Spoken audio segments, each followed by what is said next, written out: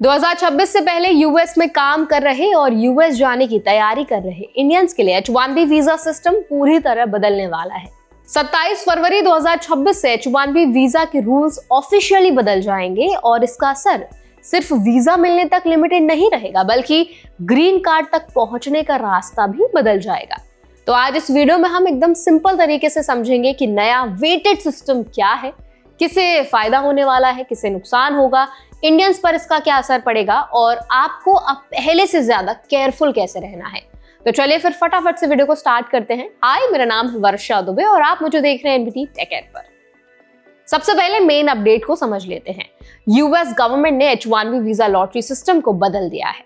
अब random lottery नहीं होगी, अब एक वेटेड सिलेक्शन प्रोसेस लागू किया जा रहा है। इसका मतलब ये कि सभी एप्लीकेंट्स को बराबर चांस नहीं मिलेगा, बल्कि जिन कैंडिडेट्स की स्किल्स ज्यादा स्ट्रांग होंगी, जिनकी सैलरी ज्यादा होगी और जिनकी प्रोफाइल ज्यादा स्पेशलाइज्ड होगी, उन्हें प्रेफरेंस दी जाएगी। ये बदलाव US citizenship and immigration services यानी कि USCIS ने 23 दिसंबर 2025 को अनाउंस किया था और फाइनेंशियल ईयर 2027 कैप सीजन से लागू होगा। अब आसान से शब्दों में वेटेड सिस्टम का मतलब समझ लेते हैं। पहले सिस्टम में एंट्री लेवल और हाई स्किल्ड कैंडिडेट्स लगभग एक जैसी लॉटरी में होते थे। अब ऐसा नहीं होगा। अब यूएस गवर्नमेंट ये देखेगी कि कैंडिडेट कितना स्किल्ड है, उसका रोल कितना क्रिटिकल है, उसकी सैलरी मार्केट स्टैंडर्ड से कितनी ऊपर है और उसकी डिग्री और स्पेशलाइजेशंस क्या हैं।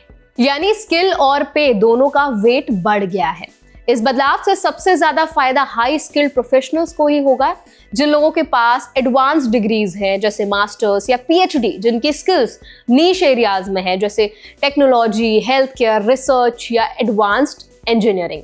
उनके चांसेस काफी बेहतर होंगे।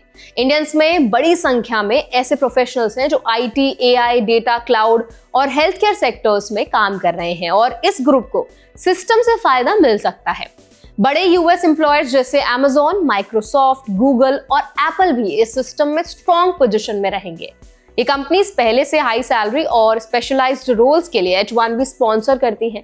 उनके पास रिसोर्सेज भी हैं और कंप्लायंस सिस्टम भी स्ट्रॉन्ग है, इसीलिए उनके कैंडिडेट्स को एडवांटेज मिलेगा। इंडियंस जो इन लार्ज कंपनीज में काम कर रहे हैं, उनके लिए सिचुएशन कंपैरेटिवली स्टेबल रह सकती है।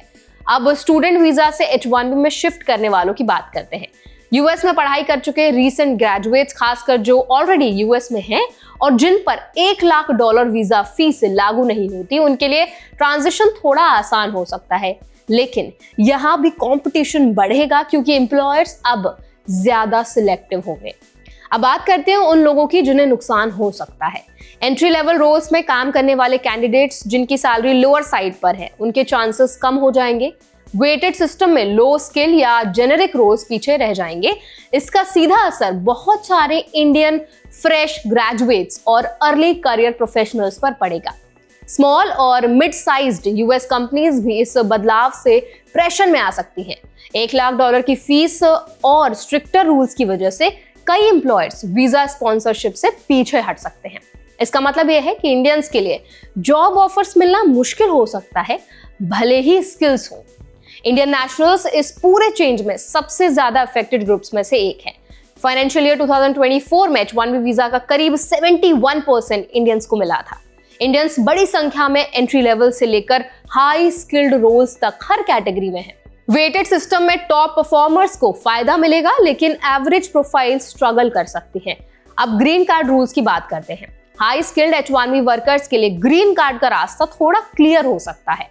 एम्प्लॉयर्स जो हाई पे टैलेंट स्पॉन्सर कर रहे हैं, उन्हें फास्टर और मोर सिक्योर अप्रूवल्स मिल सकते हैं। लेकिन लो स्किल या लो पे रोल्स में काम करने वालों के लिए ग्रीन कार्ड वेट और लंबा हो सकता है। एक नया एंगल वेटिंग रूल्स का भी है। यूएस गवर्नमेंट अब H1B एप्लीकेंट्स की बैकग्राउंड स्क्रीनिंग और सख्त कर रही है। कंटेंट मॉडरेशन, सेंसरशिप या डिसइंफॉर्मेशन एक्टिविटीज से जुड़े एप्लीकेंट्स को फ्लैग किया जा सकता है। अगर किसी एप्लीकेंट का नाम या रोल ऐसी एक्टिविटी से जुड़ा पाया गया तो वीजा या ग्रीन कार्ड रिजेक्ट हो सकता है।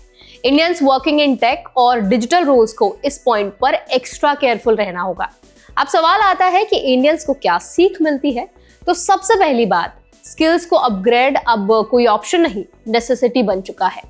जेनेरिक प्रोफाइल से आगे बढ़ना बहुत जरूरी है।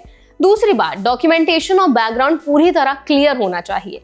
सोशल मीडिया एक्टिविटी से लेकर प्रोफेशनल रोल्स तक सब कुछ ट्रांसपेरेंट होना जरूरी है। तीसरी बात, जॉब स्विच और एम्प्लॉयर सिलेक्शन सोच समझकर करना बहुत इंपॉर्टेंट है।